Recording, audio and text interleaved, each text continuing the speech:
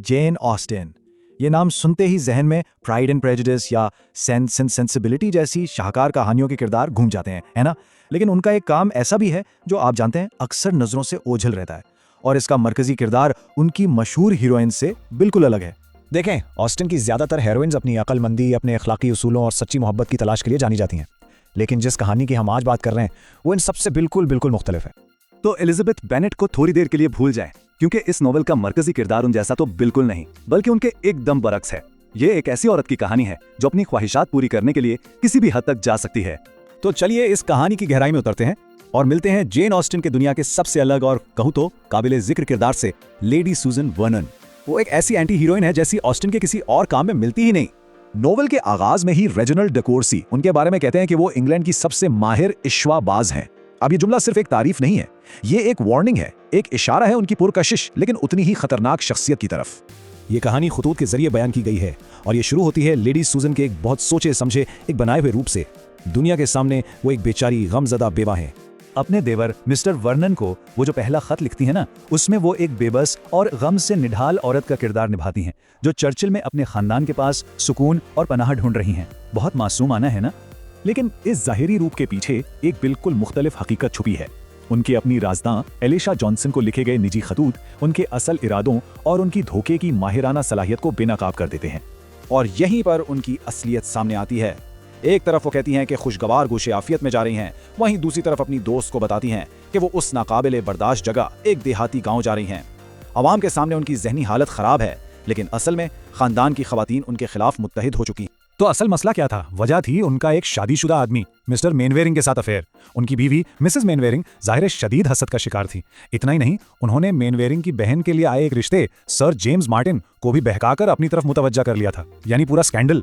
इसी वजह से उन्हें वहां से निकलना पड़ा। चर्चिल पहुंचते ही लेडी सूजन वक्त जाया नहीं करती, फौरन एक नए शिकार पर अपनी निगाहें जमा लेती हैं।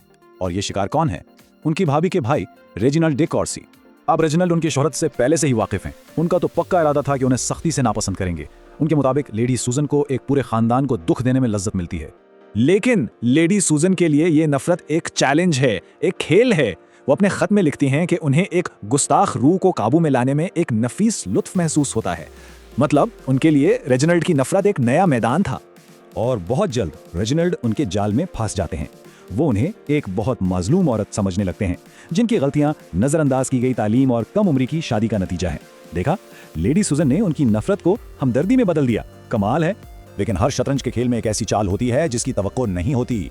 लेडी सूजन के लिए वो चाल उनकी अपनी 16 साला बेटी फ्रेडरिका बन के आती है। लेडी सूजन अपनी बेटी को रास्ते से हटाने के लिए एक सर्द महर और कहना पड़ेगा जालिमाना मंसूबा बनाती हैं। पहले तो उसे अमीर लेकिन बेवकूफ सर जेम्स मार्टिन से शादी करने पर मजबूर करना, फिर उसे एक तकलीफ दे बोर्डिंग स्कूल में डालना ताकि उसकी जिंदगी इतनी मुश्किल हो जाए कि शादी ही उसके लिए निजात का वाहिद रास्ता बन जाए। लेकिन फ्रेडरिका बगावत करती है। वो स्कूल से भागने की कोशिश करती है और उसके इस मायूसकुन इकदाम की वजह से उसे चर्चिल लाया जाता है, यानी सीधा उसकी मां की साजिशों के मरकज में। यहाँ कहानी में एक अहम मोड़ आता है। फ्रेडरिका खुफिया तौर पर रेजिनाल्ड को खत लिखती है, उससे मदद मांगती है। वो कहती है, मैं उससे शादी करने के बजाय रोजी कमाना पसंद करूंगी। ये इल्तिजा रेजिनाल्ड को झंझोड़ देती है और लेडी सूजन के खिलाफ कर देती है। लेकिन लेडी सूजन हार मानने वालों में से थोड़ी हैं।